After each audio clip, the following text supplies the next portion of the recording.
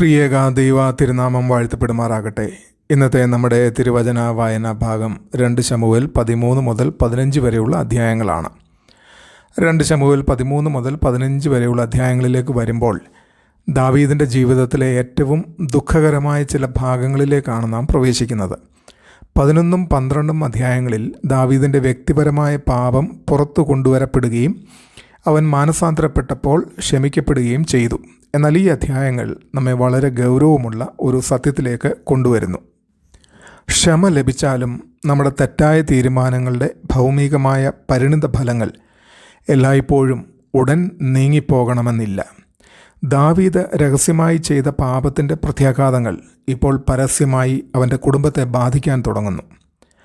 2 ശമൂവേൽ 13 അധ്യായം ആരംഭിക്കുന്നത് ദാവീദിൻ്റെ മകനായ അമ്നോൻ തൻ്റെ അർത്ഥ സഹോദരിയായ താമാറിനോട് പാപകരമായ ആഗ്രഹം വളർത്തുന്നതോടെയാണ്. അവളോടുള്ള മോഹം അവനെ കീഴടക്കുകയും ഒടുവിൽ അവളെ അപമാനിക്കുകയും ചെയ്യുന്നു. ഈ സംഭവത്തിൽ ഏറ്റവും വേദനാജനകമായ കാര്യം എന്തെന്നാൽ ഇതിനെക്കുറിച്ച് ദാവീദ് അറിഞ്ഞപ്പോൾ അവൻ കോപിച്ചു. എന്നാൽ കാര്യമായ നടപടിയൊന്നും എടുത്തതായി കാണുന്നില്ല.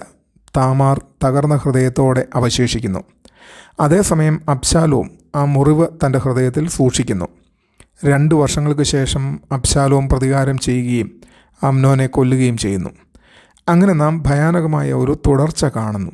ആഗ്രഹം അത് വഞ്ചനയിലേക്കും, വഞ്ചന ലൈംഗിക പാപത്തിലേക്കും, ലൈംഗിക പാപം വിദ്വേഷത്തിലേക്കും, വിദ്വേഷം കയ്പിലേക്കും, കയ്പ് പ്രതികാരത്തിലേക്കും, പ്രതികാരം കൊലപാതകത്തിലേക്ക് നയിക്കുന്നു. ഒരു പാപം മറ്റൊരു പാപത്തിന് വാതിൽ തുറക്കുന്നതായി നാം കാണുന്നു. ആത്മീയമായി ഇത് നമ്മെ പഠിപ്പിക്കുന്നത് ഇതാണ്: പാപം അപൂർവമായിട്ടാണ് ഒറ്റപ്പെട്ടു നിൽക്കുന്നത്.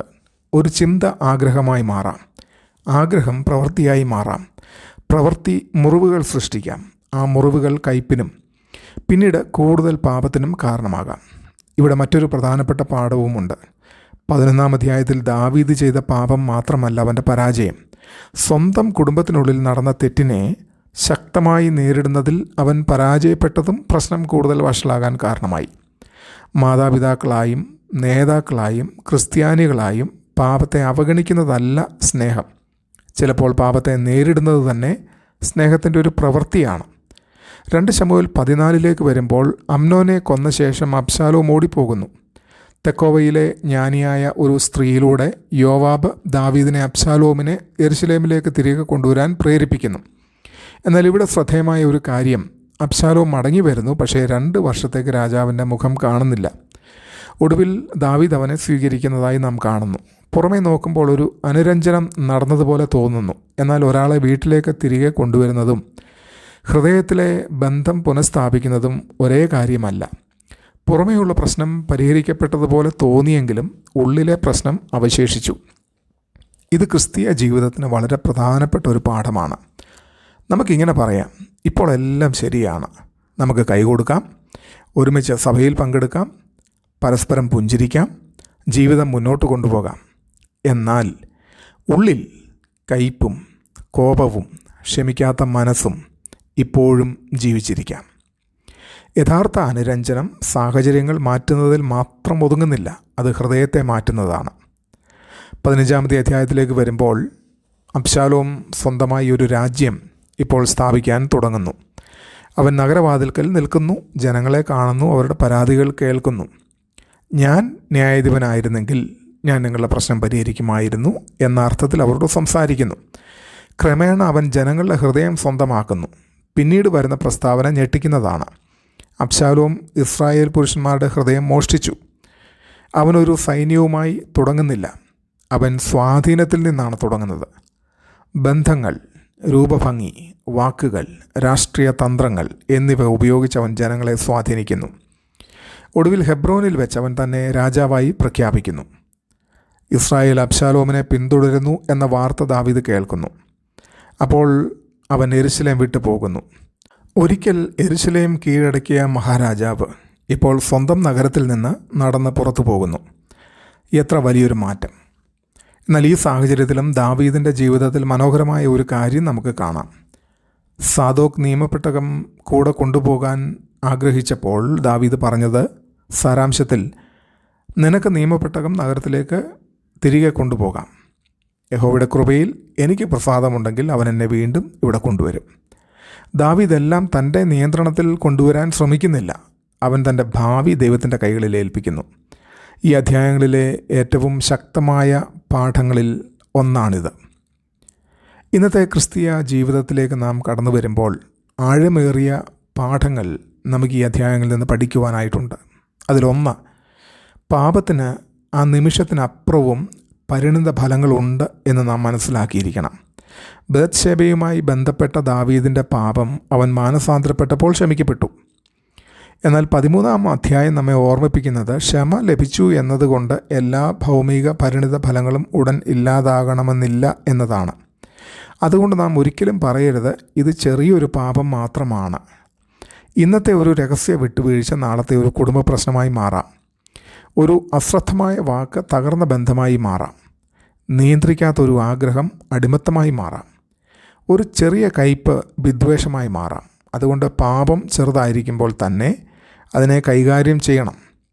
വിഷമുള്ള ഒരു ചെടി വൃക്ഷമായി വളർന്ന ശേഷം വെട്ടിമാറ്റുന്നതിനേക്കാൾ അതൊരു തൈ ആയിരിക്കുമ്പോൾ തന്നെ പിഴുതു കളയുന്നതാണ് എളുപ്പം. 2, പരിഹരിക്കപ്പെടാത്ത മുറിവുകൾ നാശകരമായി മാറാം. അബ്ശാലോമിൻ്റെ ഹൃദയം ആഴത്തിൽ മുറിവേറ്റിരുന്നു. എന്നാൽ തൻ്റെ വേദന ദൈവത്തിൻ്റെ മുൻപിൽ കൊണ്ടുവന്ന് ശരിയായ രീതിയിൽ കൈകാര്യം ചെയ്യുന്നതിന് പകരം അവൻ കയ്പിനെ വളരാൻ അനുവദിച്ചു. ഒടുവിൽ അവൻ്റെ വേദന പ്രതികാരമായി മാറി. പ്രതികാരം കലാപമായി മാറി. ഇവിടെ നമുക്കെല്ലാവർക്കും മുന്നറിയിപ്പുണ്ട്.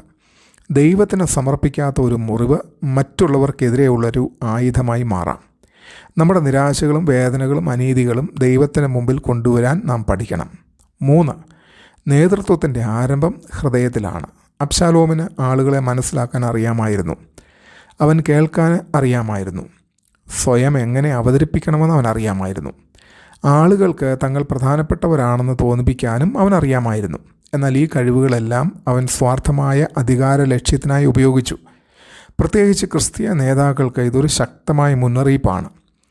സ്വഭാവമില്ലാത്ത സ്വാധീനം അപകടകരമാണ്. ആകർഷകമായ വ്യക്തിത്വവും കഴിവും നല്ല സംസാരശേഷിയും വലിയ സ്വാധീനവും ഒരാൾക്കുണ്ടാകാം. എന്നാൽ അതേസമയം അയാൾ ആത്മീയമായി അപകടകാരിയായിരിക്കാനും കഴിയും. ദൈവം ജനക്കൂട്ടങ്ങളെ ആകർഷിക്കാൻ കഴിയുന്ന ആളുകളെ മാത്രം അന്വേഷിക്കുന്നില്ല. ദൈവത്തിന് സമർപ്പിക്കപ്പെട്ട ഹൃദയമുള്ള ആളുകളെയാണ് അവൻ അന്വേഷിക്കുന്നത്. 4, നമ്മുടെ ഏറ്റവും ഇരുണ്ട കാലഘട്ടത്തിലും ദൈവത്തിന് പ്രവർത്തിക്കാൻ കഴിയും.